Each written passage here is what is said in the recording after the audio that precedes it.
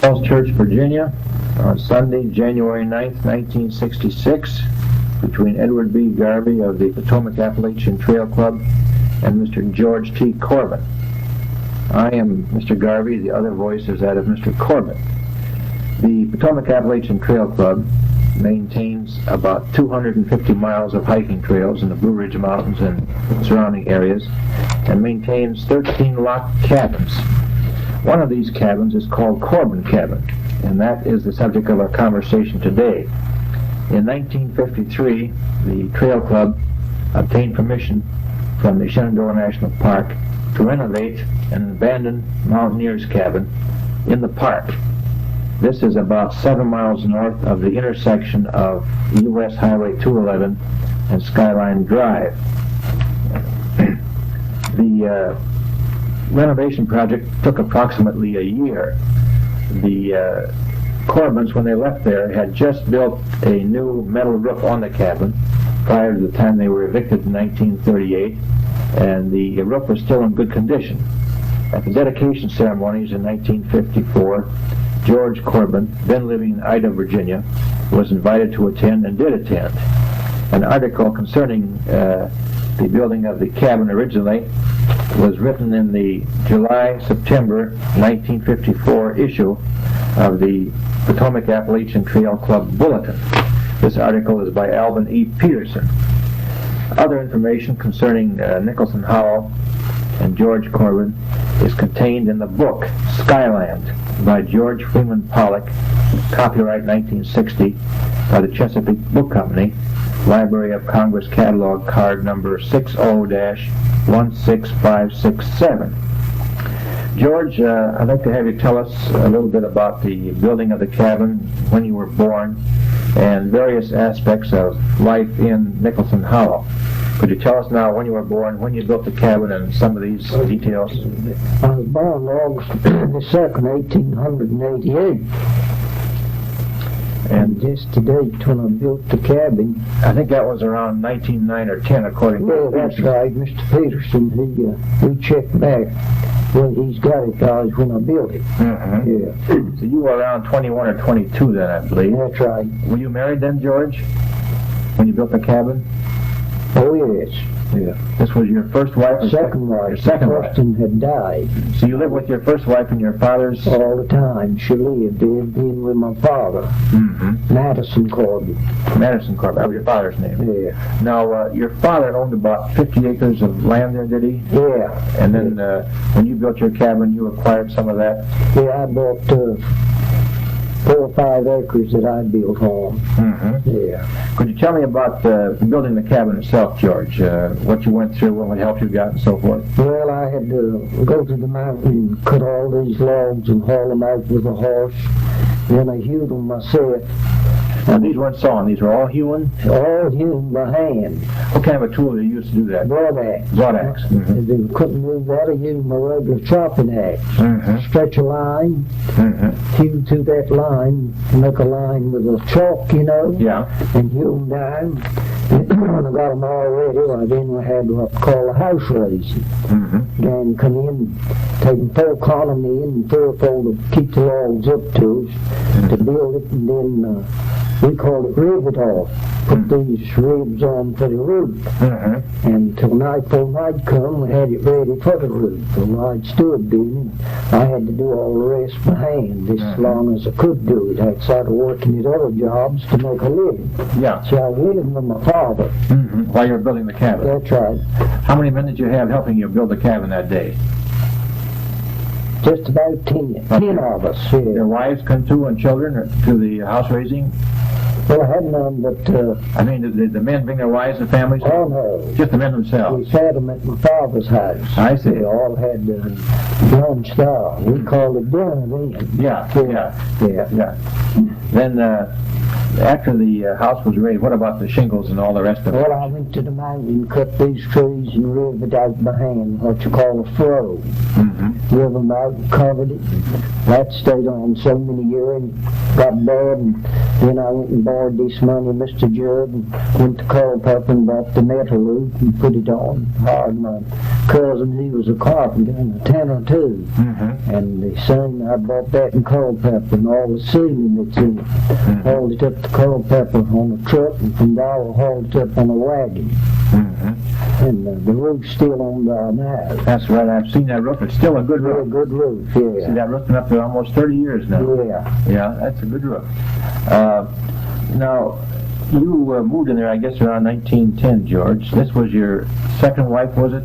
Yeah, second wife. I didn't live with the first, and I lived with my father all the time. She didn't live but about 2 years after we were married. Now, your first wife, she was a Nicholson, was she? Corbin. She was a Corbin. Yeah. She was a Corbin. And she's married, you told me, I believe, in Hannah Run. Is that? Yeah, lived up Hannah Run. Now, how many of your children were born in the cabin that we have now? That we were speaking of? Yeah. All four of them. 4 of your children. The preacher and Virgil and the daughter that's in Michigan and the boy that died here. I might say that George's youngest son, Franklin, was in Franklin, yeah. We're recording this at 315 South Virginia Avenue in Falls Church, and Franklin died here just about 3 years ago of a heart attack. This was George's youngest son who was working here with him in Falls Church. Served in the Army, too. Yeah. Yeah. Your wife died, your second wife died in the cabin, didn't she, George? Well, she moved. Yeah, the second wife died in it. That's right. The first one in my father's house. Now, how old was she died in childbirth, didn't she? Yeah, my second wife. Yeah. How old was the baby when she... About 3 hours old. 3 hours. This was in the wintertime, too, wasn't it? Yeah, and the dead of winter, Dr. Long, he rode to the foot of the mountain in a car, and I had a horse over there and rode across the Blue Ridge for lights and come down, raised her on her, and I went back with him, and after we left, she died. She died real suddenly then? Yeah. Then you had a 3-hour-old baby. Who took care of the baby then? Just first one, then the other. My sister-in-law kept it a long time. And then a doctor, his wife took it, and they had trouble. And then I just had it turned out till I married my last wife, Franklin, though, and she took it and raised all 4 of the children. They was all small. I see. And she died in the University Hospital. We sent her out from Ida. Oh, I see. And my last wife. That's when you're living at Ida. Yeah. Now, the cemetery you have, I've seen there, George, across from the cabin. How many people are buried in the cemetery, would you say? Well, there's 25 or 30. 25. They're mostly Nicholsons, were they? Mostly, yeah. Yeah, just about all of them. I was Uncle Russ and his wife and my father and my old man Aaron Nichols, he was buried at Wolf time, but his wife was buried. I said he was married the second time. But a lot of people buried down. I see. Preacher Nicholson, a lot of them buried down. Well, I notice you've got a good fencer on it and a good iron gate. Yeah, I built that fence at Leroy and hauled it up that mountain and put it in and everything. Could you tell me a little bit about the funerals in those times, George, what it cost, what they did, the ceremony and so forth? Funeral didn't cost much. We had the casket, we called them coffins then, get a nice one for $20. Those are made down in where? Down in Nether's Mill. Oh, a man named Rob Jones, find a carpenter and make as pretty a casket as you ever seen. They make them to order, or would you have them in stock? Well, he'd make them by hand. To order, as soon as the person died, you mean? Yeah, made them all alike then until he got to getting these northern ones.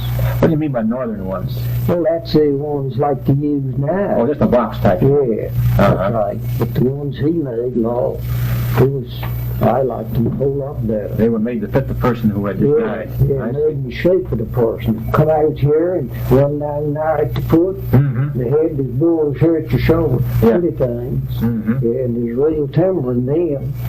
Were they made out of chestnut or oak? No, he made them out of the finest oak, and lots of times out of black walnut. I see. Those cost $20. Yeah. And there was no embalming of them? No embalming, whatever. And you dug your own grave and so forth? Everything. The neighbors would dig them.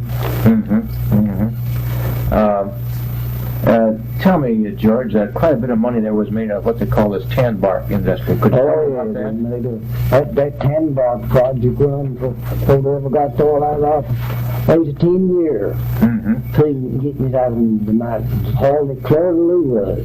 That's where was there a what did they have at Luray where they used You got a tannery, steel dog, where they buy these old bark and haul it down, grind it, and put it in vats, you know, and then have the juice out of this bark. Why, it'd tan these hides, you know, make genuine leather. Yeah. Now they can't get it. The leather's tan too quick. Leather don't last like it used to. Well, now, who owned all this land where the tan bark work was going on? Why, Mr. Pollock. I see. But they got out about all of it for him. He come in and showed him what to do there. He wasn't bothered about it. He never gave him no trouble. Well, he knowed he couldn't. My grandfather claimed it at one time, but I found out. Well, he did sell some of it. He gave Mr. Woodard, John Woodard and Pete Sowers authority to treat it. He did know it. But what was this process where you took off the tan bark? How'd you go about it? Would you explain that? Well, until you'd take it off with spuds when the sap was running, chop the tree down, then let it lay till it turned yellow, and stack it up, and then they'd come through and make roads to it, and do these wagons and haul it to Luray, to the tan yard. Now these were, what kind of trees mostly for the using tan bark work? Chestnut oak. Chestnut oak? Chestnut oak. How about chestnut itself? No, that's no good. Oh, and had to be one of the oak? They did use spruce pine a while. They didn't pay much accord for that, and that didn't work as good as the chestnut oak. Chestnut oak was the best? The best, yeah, far better. And after you cut the trees and took the bark off, what happened to the... They just laid down and went to nothing, rotted up. Didn't use them for anything else? No, indeed. Nothing to use them for. Not even for firewood? Sawmills in there. No, most of them was too far back up against the mountain. We had firewood close to us, all around us. Yeah. That's a shame, just to cut all that nice timber just for the bark and then throw it away or let it rot. George, you used to make a little money, according to Pollock's book. You made some very good peach brandy and some apple brandy, and I guess during a period there you did a little moonshining too. Could you? Yeah, I moonshined for 5 years. I made peach brandy, apple brandy, and regular whiskey. That's made out of rye and corn. Yeah. Where did you have your still for the whiskey? Had it back in the mountain. Right near your house there? Well, at one time did, but got to hunting for me so much, put it further back in the mountain. Is this the one you built up this hemp patch run, you call it? Yeah, I had one up yonder, and we never did get that steel. The steel they got, I had it down in Nichols Hollow Place making this apple brandy. I see. But they got that and told the people when they went down, Mr. Neville said, did you catch anybody? See, no, it was reported to us a cripple man owned it, but see, if he's a cripple man, I'd hate to see one run that wasn't crippled. That was you, that was the crippled man, huh? No, they reported the cripple man. I'd seen him to Luray. If he'd have been bothered, they'd have got him. I sent him to Luray to get no charred calves to put this brandy in. We'd made 15 gallons the night before and had run enough to make 8 or 10 more runs at that. But it destroyed it all. How did they hear about it? Did someone... Somebody poked us. Yeah, down at Madison. Yeah. Now on the making whiskey, about how many gallons and how long would it take to make a batch of that stuff? Well, it took, if it was warm weather, it took 72 hours after set the mash to work off, then 3 days and nights to run it. Very slow. Had a 50-gallon copper steel. To make it good, you got to run it slow. And not let the water be hot. It's get hot in the cooling tub. Run it fast, what makes it so hot and fiery. Yeah. That's right. Now, you had to be there all the time? All the time. 3 of us. One would go out and get something to eat or come back and bring the other something. Did the revenuers ever find you when you're making your whiskey up there? No, they never did. They were close to me that time I was making the apple brandy. Yeah. How come you quit making moonshine?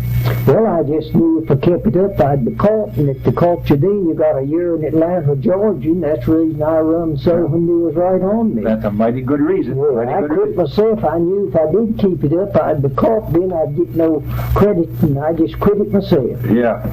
George, I made it and hauled it into Washington City, right here through Falls Church in a Model T car. Is that right? That's right. And never did catch you? Never did. did. I see. George, you grew a lot of your own food there.